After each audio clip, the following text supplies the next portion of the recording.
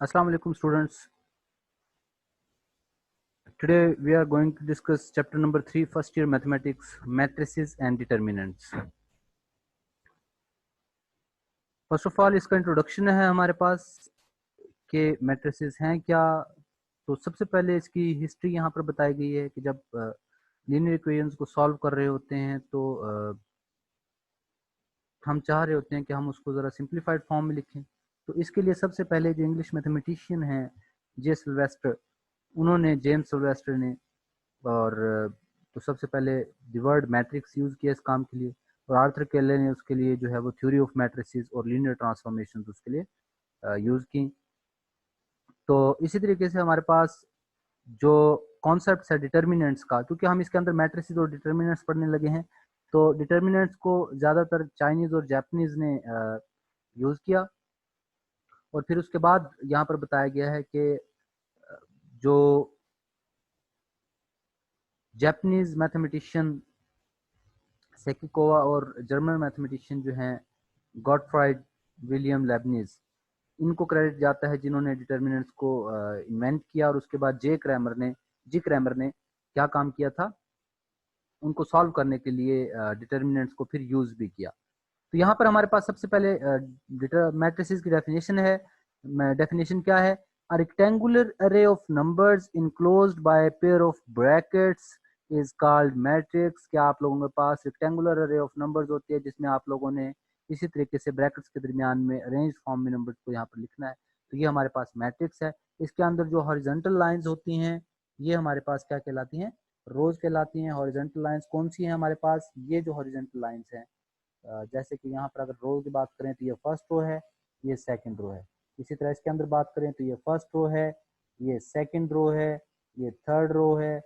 Horizontal lines को हम क्या कह रहे हैं? यहाँ पर रोज कह रहे हैं। और इसी तरीके से जो वर्टिकल लाइंस हैं, vertical lines are said to be columns. तो ये वर्टिकल लाइंस हैं हमारे पास जिनको मैं ड्रॉ कर रहा हूँ, ये मेरे पास क्या है? कॉलम्स हैं। और जो नंबर्स इनके दरमियान में यूज हो रहे हैं जैसे कि 2 3 0, ये तमाम उनके एलिमेंट्स कहलाते हैं या फिर एंट्रीज कहलाते हैं। तो इसका मतलब हमें पता चल गया कि इसमें जो हॉरिजॉन्टल लाइंस हैं वो हमारे पास क्या हैं? रोज हैं। इस डायरेक्शन में जो हमारे पास जो लाइन है वो हमारे पास रोज हैं, सॉरी इस डायरेक्शन में हॉरिजॉन्टल में। और जो वर्टिकल लाइन में हमारे पास लाइंस हैं वो क्या हैं? कॉलम्स हैं हमारे पास। वेल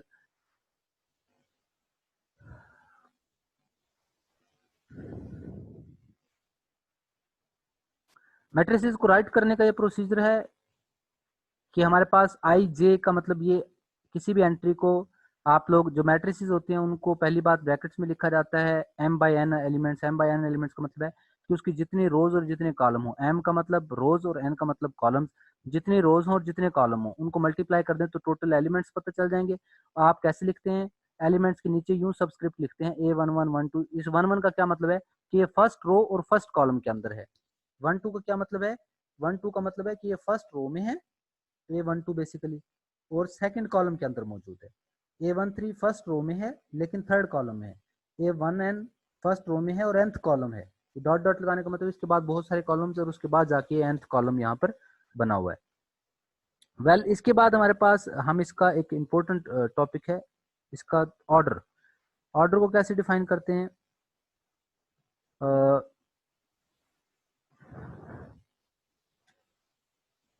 ये यहाँ पर लिखा हुआ है कि किसी भी matrix if a matrix m if any matrix has m rows and n columns then its order is called m by n। m by n basically इसका क्या कहलाता है? ऑर्डर कहलाता है। तो जैसे कि यहाँ पर अगर हमारे पास ये मैट्रिक्स है तो इसकी 2 रोज हैं और 3 कॉलम्स है, तो इसका ऑर्डर क्या हो गया? 2/3। और लिखते कैसे हैं? लिखने का प्रोसीजर, बाय की जगह पे क्रॉस का साइन आप लोगों ने पुट करना होता है, तो 2/3 आप इसको लिख सकते हैं। तो इट मीन्स कि 2/3 जब भी जहां भी होगा इसका मतलब 2 रोज और 3 कॉलम्स। m बाय n जहां पे भी होगा इसका मतलब m रोज और n जो है वो कॉलम्स होंगे। और किसी भी एलिमेंट के साथ सबस्क्रिप्ट आई जे लिखा होता है तो ये उसकी पोजीशन होती है। आई का मतलब कौन सी रो में है और जे का मतलब कौन से कॉलम में है। ये ऊपर उसने एक्सप्रेस किया हुआ है कि ए आई जे ये वाला एलिमेंट जो है ये आईएथ रो के अंदर है और जीएथ कॉलम के अंदर है। Aij is known as the ijth element of entry A। ये जनरल एलिमेंट होता है आप लोगों के पास कि जो ith रो और jth कॉलम में है। तो हमारे पास जो एलिमेंट्स होते हैं वो आप लोग रियल नंबर्स भी ले सकते हैं और कॉम्प्लेक्स नंबर्स भी ले सकते हैं। हम दोनों तरह के एलिमेंट्स से जनरेट होने वाले मैट्रिसेस को डिस्कस करेंगे इस चैप्टर के अंदर।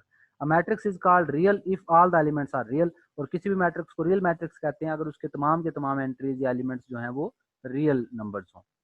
रो मैट्रिक्स या row vector, matrix which has only one row, इतना भी अगर आप लोग लिख लें तो is said to be row matrix और रो वेक्टर।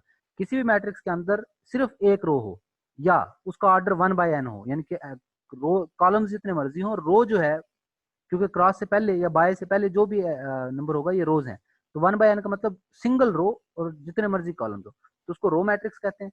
कॉलम वेक्टर क्या होता है या कॉलम मैट्रिक्स क्या होता है? मैट्रिक्स हैविंग वन कॉलम, जिसके अंदर सिर्फ सिंगल कॉलम हो तो उसको हम कॉलम मैट्रिक्स कहते हैं। ये एग्जांपल्स यहाँ पर दी गई हैं। Rectangular matrix if m is not equal to n, m क्या थी? रोज, और n क्या थे? कॉलम्स। अगर रोज और कॉलम्स इक्वल ना हो, ये यहाँ पे दोबारा लिखे दैट इज के बाद दोबारा उसने लिखे the matrix in which the number of rows is not equal to the number of columns is called rectangular matrix. Well, तो ये भी हम डेफिनेशन यूज कर सकते हैं, बल्कि यही आप लोग यूज कर लें ज्यादा बेहतर है, हमारे पास इसकी डेफिनेशन। तो ये हमारे पास उसकी एग्जांपल दी गई है।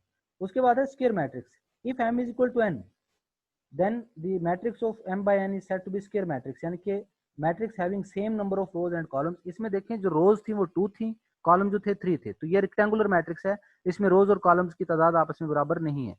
स्क्वायर मैट्रिक्स में जितनी रोज होंगी उतने ही कॉलम्स होंगे, तो यहाँ पर रोज और कॉलम्स की तादाद बराबर है, तो इसको हम स्क्वायर मैट्रिक्स का नाम देते हैं। तो अभी तक हमने जो डेफिनेशन पढ़ी वो हमने पढ़ ली रो मैट्रिक्स, कॉलम मैट्रिक्स और रेक्टेंगुलर और स्क्वायर। उसके बाद हमारे पास स्क्वायर के अंदर फर्दर एक मैट्रिक्स है जिसे हम कहते हैं डायगोनल मैट्रिक्स। डायगोनल मैट्रिक्स ऐसा होता है हमारे पास जिसमें ये जो लाइन है इनको हम डायगोनल्स कहते हैं, इन लाइंस को बेसिकली। ये जो लाइन, वैसे तो ये भी डायगोनल है लेकिन इसको आप लोग सेकेंडरी डायगोनल कहते हैं, जो पहले वाली लाइन थी उसको आप लोग प्राइमरी डायगोनल, ये डायगोनल है बेसिकली। तो ऐसा मैट्रिक्स जिसके डायगोनल में सिर्फ नॉन जीरो एलिमेंट हो, ये जरूरी नहीं कि सारे एलिमेंट नॉन जीरो, कोई एक जीरो भी हो सकते हैं, यानी कि कम से कम एक एलिमेंट नॉन जीरो हो डायगोनल के अंदर और बाकी तमाम एलिमेंट जीरो हो। इसका जो एक अगर 1/1 का मैट्रिक्स है तो उसका हर एलिमेंट डायगोनल होता है। ये 7 जो है ये डायगोनल ही है। तो डायगोनल की हैं जी एग्जांपल्स जिसमें डायगोनल में एलिमेंट्स हैं, बाकी तमाम की तमाम एंट्रीज जो हैं वो हमारे पास जीरो हैं, इसको हम डायगोनल कहते हैं। If A I J is equal to zero for all I not equal to J, ये याद रखें जो मैट्रिक्स की जनरल फॉर्म हमने लिखी थी, ये देखें, तो इस रो के अंदर आई और जे यानी कि 1 1 2 2 3 3 4 4 इसमें आई और जे इक्वल हैं। बाकी इस डायगोनल के अलावा बाकी तमाम एंट्रीज क्या होती हैं हमारे पास, ऐसी होती हैं जिसमें आई और जे सेम नहीं होते, मतलब नॉन डायगोनल एलिमेंट्स के लिए आई और जे सेम नहीं होता।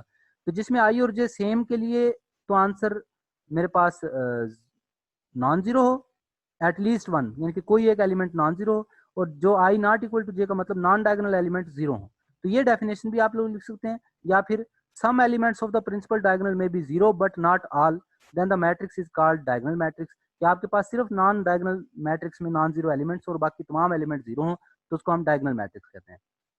फिर डायगोनल के ही अंदर फर्दर कैटेगरी है कि डायगोनल मैट्रिक्स के अंदर ए आई जे आई और जे नॉट जिसमें इक्वल हो वो जीरो हो, यानी कि नॉन डायगोनल सारे जीरो हो, और ए I J is equal to के, उसमें हमने कहा था कि कोई एक एलिमेंट नॉन जीरो, इसमें जो नॉन जीरो एलिमेंट्स हैं वो सारे ही इक्वल हों के, जैसे यहाँ पर 7 7 है, यहाँ पर ए है, यहाँ पर 3 3 3 है, जिसमें डायगोनल के तमाम एलिमेंट सेम हो तो उसको हम स्केलर मैट्रिक्स का नाम देते हैं। और अगर वो तमाम element I not equal to J के लिए जीरो हो और I is equal to J के लिए वो तमाम एलिमेंट के इक्वल नहीं बल्कि वो के 1 हो, यानी कि डायगोनल के अंदर सारे एलिमेंट 1 1 हो, तो उसको यूनिट मैट्रिक्स या आइडेंटिटी मैट्रिक्स का नाम दिया जाता है और आई एन से रिप्रेजेंट करते हैं। आई एन का मतलब है कि उसका ऑर्डर, अगर 2/2 का मैट्रिक्स होगा तो I2 लिखेंगे, 3/3 का मैट्रिक्स होगा तो ऑर्डर 3 लिखेंगे, n/n का मैट्रिक्स है तो उसको IN लिखेंगे। ये I3 देखें उसने यहाँ पे लिखा है, इसका मतलब 3 रोज और 3 कॉलम्स है।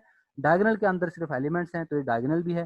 फिर डायगोनल के तमाम एलिमेंट सेम है तो स्केलर भी है, लेकिन स्केलर से आगे की कैटेगरी है कि हमारे पास क्या है, इक्वल टू 1 है। अब याद रखें कि जो मैट्रिक्स हमारे पास स्क्वायर होता है वही स्क्वायर मैट्रिक्स के अंदर सिर्फ डायगोनल में जीरो हो तो डायगोनल के में नॉन जीरो और बाकी तमाम एलिमेंट जीरो हो तो उसे डायगोनल मैट्रिक्स कहते हैं। डायगोनल के ही तमाम एलिमेंट सेम हो तो उसको स्केलर कहते हैं। और फिर स्केलर के अंदर अगर तमाम एलिमेंट डायगोनल वाले जो हैं वो यूनिट के इक्वल हो तो उसे यूनिट मैट्रिक्स कहते हैं या आइडेंटिटी मैट्रिक्स कहते हैं। तो याद रखें, हर यूनिट मैट्रिक्स स्केलर भी होता है, डायगोनल भी होता है, स्क्वायर भी होता है। हर स्केलर मैट्रिक्स डायगोनल भी होता है, स्क्वायर भी होता है। हर डायगोनल मैट्रिक्स स्क्वायर मैट्रिक्स होता है, लेकिन हर स्क्वायर मैट्रिक्स डायगोनल नहीं होता, हर स्क्वायर मैट्रिक्स स्केलर नहीं होता। यानी कि आप यूं कह लें कि जो हर अगला मैट्रिक्स है उसमें पिछली तमाम खसूसियात होती हैं, लेकिन हर स्क्वायर जरूरी नहीं कि स्केलर हो, हर स्क्वायर जरूरी नहीं कि डायगोनल भी हो, हर स्क्वायर जरूरी नहीं कि यूनिट हो, लेकिन हर यूनिट मैट्रिक्स स्क्वायर होता है, हर यूनिट मैट्रिक्स डायगोनल होता है, हर यूनिट मैट्रिक्स स्केलर होता है, हर स्केलर मैट्रिक्स डायगोनल होता है। तो ये आप लोगों को इसके आपस में एक दूसरे के साथ रिलेशन जो है ये पता होने चाहिए। वेल इसके बाद हमारे पास है जी जीरो मैट्रिक्स। तो किसी भी मैट्रिक्स के अंदर अगर तमाम एंट्री जीरो हो तो उसे जीरो मैट्रिक्स का नाम देते हैं। और इक्वल मैट्रिक्स में अगर दोनों मैट्रिक्स का आर्डर सेम हो और क्रॉसपॉन्डिंग एंट्रीज सेम हो, क्रॉसपॉन्डिंग एंट्रीज का मतलब आमने सामने के तमाम एलिमेंट सेम हो, तो उसको इक्वल मैट्रिक्स का नाम दिया जाता है। एडिशन कैसे की जाती है? एडिशन जब भी मैट्रिसेस की होती है तो क्रॉसपॉन्डिंग एलिमेंट्स ऐड होते हैं, यानी कि हमारे पास क्या है यहाँ पर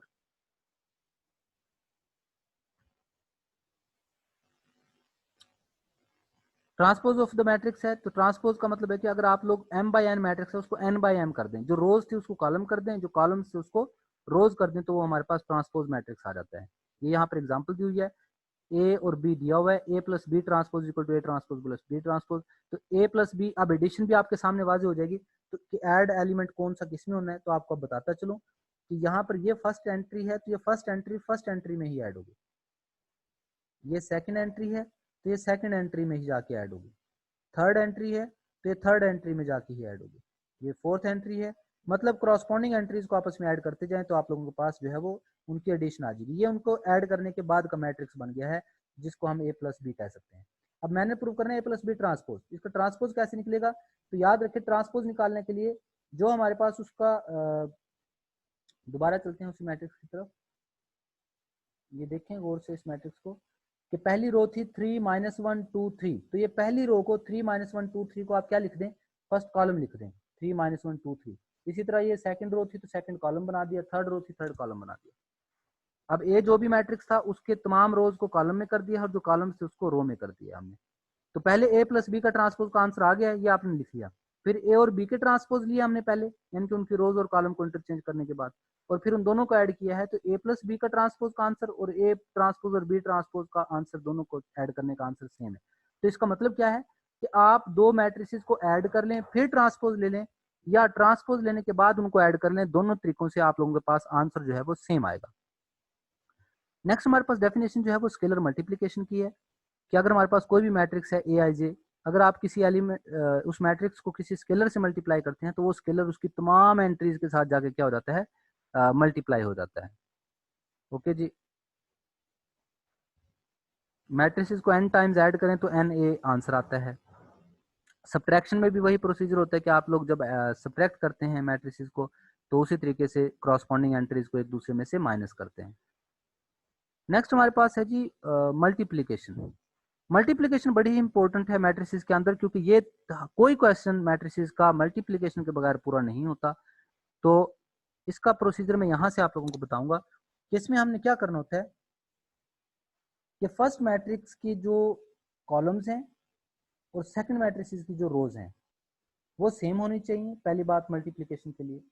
और फिर हम क्या करते हैं, फर्स्ट मैट्रिक्स का की रो पकड़ते हैं पहली, और सेकंड मैट्रिक्स के कॉलम पकड़ते हैं। तो इसकी फर्स्ट रो को फर्स्ट कॉलम से मल्टीप्लाई करें, पहला एलिमेंट पहले से मल्टीप्लाई हो जाएगा। देखें a1 b1 a1 1 b1 1 a1 2 b2 1 a1 3 b3 1, तो ये फर्स्ट रो और फर्स्ट कॉलम को मल्टीप्लाई करके ये आंसर आ गया। अगली दफा जो फर्स्ट रो उसी तरह पकड़े रखनी है, इसको फिर सेकंड कॉलम से मल्टीप्लाई करना है। जब सेकंड कॉलम से मल्टीप्लाई करेंगे तो आप भी अपना सेकंड कॉलम बनाएंगे। तो फर्स्ट रो को जब सेकंड कॉलम से मल्टीप्लाई किया तो आपने भी फर्स्ट रो के अंदर सेकंड कॉलम बना लेना है। फिर उसके बाद हम सेकंड रो को पकड़ेंगे और फर्स्ट कॉलम से मल्टीप्लाई करवाएंगे। तो सेकंड रो को जो फर्स्ट कॉलम से मल्टीप्लाई करेंगे तो आप लोगों ने भी सेकंड रो के अंदर फर्स्ट कॉलम में ही नंबर लिखना है। अगली दफा सेकंड रो को सेकंड कॉलम से मल्टीप्लाई करवाएंगे तो हमारे पास सेकंड रो के अंदर सेकंड कॉलम जनरेट हो जाएगी। तो फिर इन सबको ऐड करने के बाद जो भी आंसर आ जाए, और याद रखिएगा ए बी और बी ए मैट्रिसेस के अंदर सेम आंसर जनरेट नहीं करते। अच्छा, उसके बाद यहाँ पर एक और इम्पोर्टेंट चीज़ है, मल्टीप्लीकेशन हो सकती है या नहीं, उसका रूल यहाँ पर ये बताया गया है कि अगर ए का ऑर्डर m/n है, बी का ऑर्डर n/p है, तो पहली बात ये कि मल्टीप्लाई हो सकते हैं कि नहीं, वो देखने के लिए आपने सबसे पहले ये देखना है कि पहले के कॉलम ये देखें n थे और दूसरे की रोज n थी, तो पहले के कॉलम और दूसरे की रोज सेम है, इसका मतलब ये आपस में मल्टीप्लाई हो सकते हैं। अब जो आंसर आएगा, नया मैट्रिक्स बनेगा, उसके अंदर रोज पहले की रोज जितनी होंगी और कॉलम्स दूसरे के कॉलम जितने होंगे। m/p का मैट्रिक्स होगा, और n/n जो देखा था ये इसलिए देखा था कि ये मल्टीप्लाई हो सकते हैं नहीं। मैं यहाँ पर एक एग्जांपल कोट कर देता हूँ कि मेरे पास फर्ज किया एक मैट्रिक्स हो 2/3 का,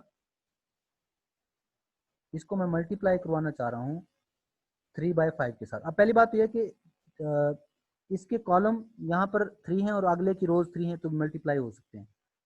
तो पहले के कॉलम और दूसरे की रोज सेम है, 3 3, फिर मल्टीप्लाई हो सकते हैं। और जो नया आंसर आएगा, जो न्यू मैट्रिक्स बनेगा, उसकी रोज पहले की रोज जितनी होंगी और जो कॉलम्स होंगे आखिरी के कॉलम जितने, 2/5 होगा। तो ये हमारे पास प्रोसेस था कि अगर 2/3 और 3/5 के मैट्रिक्स मल्टीप्लाई हो तो मल्टीप्लाई हो सकते हैं, क्योंकि पहले के कॉलम और दूसरे की रोज सेम है, लेकिन जो आंसर आएगा वो पहले की रोज और दूसरे के कॉलम्स जितना होगा। ओके जी, ये हमारे पास इससे रिलेटेड एक थ्योरी थी, ये उसके बाद उसकी एग्जांपल है, मल्टीप्लाई करवा के देखना है, जिसमें हमने मैट्रिसेस को, ये एक मैट्रिक्स है हमारे पास, तो इसको जब मल्टीप्लाई करवाएंगे ए स्क्वायर में ए को ए के साथ, तो 2 - 1 0 को आप किससे मल्टीप्लाई करेंगे, 2 - 1 और 1 के साथ, तो 2 1 1 के साथ बेसिकली इसके साथ मल्टीप्लाई करवाएंगे। तो इसको जब आप लोगों ने मल्टीप्लाई करवाना है तो 2 को 2 के साथ मल्टीप्लाई 4, -1 को 1 के साथ मल्टीप्लाई -1, फिर 0 को 1 से मल्टीप्लाई। यानी कि आप लोगों ने क्या काम किया है, आप लोगों ने काम ये किया है, फर्स्ट रो को पकड़ा और फर्स्ट कॉलम से मल्टीप्लाई कर दिया। तो ये देखें, फिर एलिमेंट्स कैसे मल्टीप्लाई हुए हैं, पहला पहले से मल्टीप्लाई हुआ है 2 2 से, -1 1 से, और 0 जो है वो इस 1 से। तो फर्स्ट रो फर्स्ट कॉलम हो गया। फिर आपने क्या करना है, इसी फर्स्ट रो को पकड़े रखना है और सेकंड कॉलम के साथ मल्टीप्लाई करवाना है। सेकंड कॉलम से जब मल्टीप्लाई कराएंगे तो फर्स्ट एलिमेंट को फर्स्ट से, सेकंड को सेकंड से और थर्ड को थर्ड से, तो इसका आंसर जो है फर्स्ट रो के अंदर सेकंड कॉलम में आ जाए। इसी तरह फर्स्ट रो और थर्ड कॉलम आप लोग बनाएंगे तो आप लोगों के पास ये आंसर आ जाए। इसी तरह फर्स्ट रो को जब तीनों कॉलम्स के साथ आप लोगों ने मल्टीप्लाई कर लिया, आप सेकंड रो को पकड़ेंगे और फिर उसी तरीके से फर्स्ट रो के साथ, सेकंड रो को आप फर्स्ट कॉलम के साथ, सेकंड कॉलम के साथ और थर्ड कॉलम के साथ मल्टीप्लाई करवाएंगे, तो फिर ये एलिमेंट्स जनरेट हो जाएंगे। ये इसके मल्टीप्लिकेशन का प्रोसीजर है यहाँ पर जो हमने डिस्कस किया है। ओके, ये मैट्रिक्स मल्टीप्लिकेशन है। तो ये मैट्रिक्स को मल्टीप्लाई करवाया हुआ है हमने। मैट्रिक्स में ए स्क्वायर निकालना है तो ए को ए से मल्टीप्लाई करवा दें, ए क्यूब निकालना है तो ए को 3 टाइम मल्टीप्लाई करवा दें, और ए एन निकालना है तो ए को n टाइम्स आपस में मल्टीप्लाई करवा दें। डिटर्मिनेंट ऑफ 2/2 मैट्रिसेस, उसके बाद हमने मैट्रिसेस का डिटर्मिनेंट फाइंड आउट करना है, मॉड जिसे कहते हैं। तो 2/2 के मैट्रिसेस का पहले डिटर्मिनेंट की बात कर लेते हैं। 2/2 का डिटर्मिनेंट बहुत आसान है। आप लोगों ने पहली बार डिटर्मिनेंट को साइड पे वर्टिकल बार से रिप्रेजेंट करना है किसी भी मैट्रिक्स को, ए बी सी डी। फिर उसके बाद हमने जब डिटर्मिनेंट फाइंड आउट करना है तो उसमें डायगोनल एलिमेंट को मल्टीप्लाई करना है, ए डी। फिर आप लोगों ने माइनस का साइन लगाना है और उसके बाद नॉन डायगोनल एलिमेंट्स को, यानी कि बी सी। ये मेरे पास उसका मॉड आ गया है, जैसे कि यहाँ पे है ए मैट्रिक्स दिया हुआ, तो ए का मॉड जो फाइंड आउट करना है, तो 2 - 1 4 3 है, तो 2 को 3 से मल्टीप्लाई करवाया 6 आ गया है, फिर माइनस का साइन, फिर -1 को 4 से मल्टीप्लाई करवाया तो 4 आ गया, 6 + 4 क्या है मेरे पास 10 आ गया है। ओके जी, उसके बाद जब हमने डिटर्मिनेंट फाइंड आउट करना सीख लिया तो एक और इम्पोर्टेंट चीज़ है हमारे पास, singular non singular matrices. Matrices के अंदर अगर किसी भी मैट्रिक्स का डिटर्मिनेंट 0 आ जाए तो उस मैट्रिक्स को हम सिंगुलर मैट्रिक्स कहते हैं, और अगर किसी भी मैट्रिक्स का जो मॉड है वो नॉन जीरो हो तो उसे हम नॉन सिंगुलर मैट्रिक्स कहते हैं।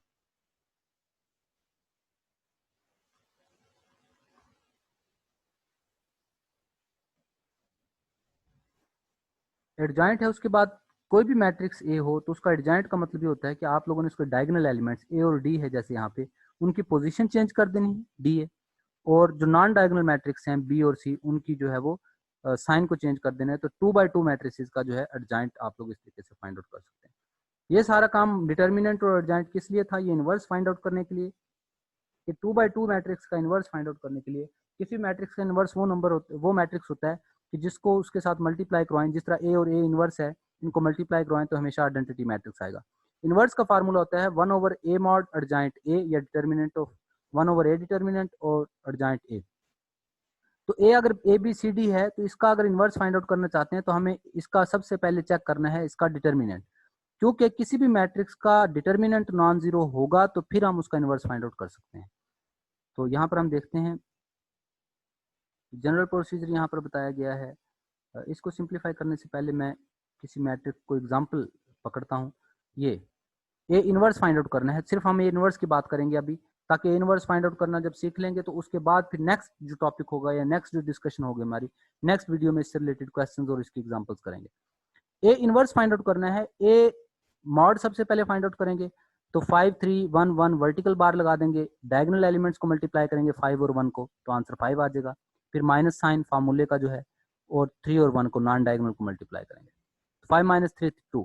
अगर हमारे पास डिटर्मिनेंट नॉन जीरो हो तो हम ए इनवर्स फाइंड आउट कर सकते हैं, अगर इसका आंसर जीरो आ जाए तो हमारा क्वेश्चन यहीं पे खत्म हो जाएगा। तो ए इनवर्स हो जाएगा 1 over A mod adjoint A. तो ए मॉड तो आ चुका है, एडजॉइंट कैसे निकालते हैं? एडजॉइंट में आप लोगों ने जो डायगोनल एलिमेंट हैं 5 और 1 इनकी पोजीशन चेंज करनी है, 1 5 कर दिया, और 3 और 1 जो है इनके साइन चेंज कर देने, -3 -1। तो 1 ओवर ए मॉड 2 था तो 1 ओवर 2, और ये साथ में एडजॉइंट ए आ गया है। अब बाहर कोई भी स्केलर है जो कि 2 है, डिवाइड हो रहा है, तो अंदर हर एलिमेंट पे डिवाइड कर दें तो ये इनवर्स आ गया। तो ये हमारे पास ए इनवर्स आ चुका।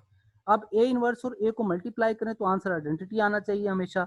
तो ए को पहले आप लोग पुट कर लें, ए इनवर्स को बाद में पुट कर लें और दोनों को आपस में मल्टीप्लाई करो। इसका एक और प्रोसीजर भी है कि आप इस 1 ओवर 2 को बाहर रहने दें और इसको इसी तरह लिख लें, तो फिर इस मैट्रिक्स को इससे मल्टीप्लाई कराना थोड़ा सा आसान हो जाएगा, तो वो भी आंसर सेम ही देगा। हमने इस ए इनवर्स को ऐसे जब मल्टीप्लाई करवाना है तो पहले फर्स्ट रो 5 3 को 1 ओवर 2 और -1 ओवर 2 यानी कि फर्स्ट कॉलम से मल्टीप्लाई कराना है। तो 5 3 को फर्स्ट कॉलम से, फर्स्ट रो को फर्स्ट कॉलम से मल्टीप्लाई करवाएं, आपके पास ये एलिमेंट आ जाएंगे। इसी तरह फर्स्ट रो को सेकंड कॉलम से मल्टीप्लाई करवाएं तो ये एलिमेंट आ जाएंगे। फिर सेकंड रो को फर्स्ट कॉलम से मल्टीप्लाई करवाएंगे तो ये आंसर आएंगे, और सेकंड रो को सेकंड कॉलम से मल्टीप्लाई करवाएंगे तो ये आंसर आएंगे। तो ये हमारे पास क्या चीज़ है, मैट्रिक्स को मल्टीप्लाई करवाया, जब इसको सिंप्लीफाई करेंगे तो आंसर 1 0 0 1 यानी कि आइडेंटिटी आ गया है। इसी तरीके से ए इनवर्स को पहले और ए को बाद में रख के मल्टीप्लाई करवा के देखेंगे तो आंसर अगेन आइडेंटिटी आएगा, जिसका मतलब ये है कि हमारे पास ए और ए इनवर्स हमारा जो आंसर आया है बिल्कुल ठीक है।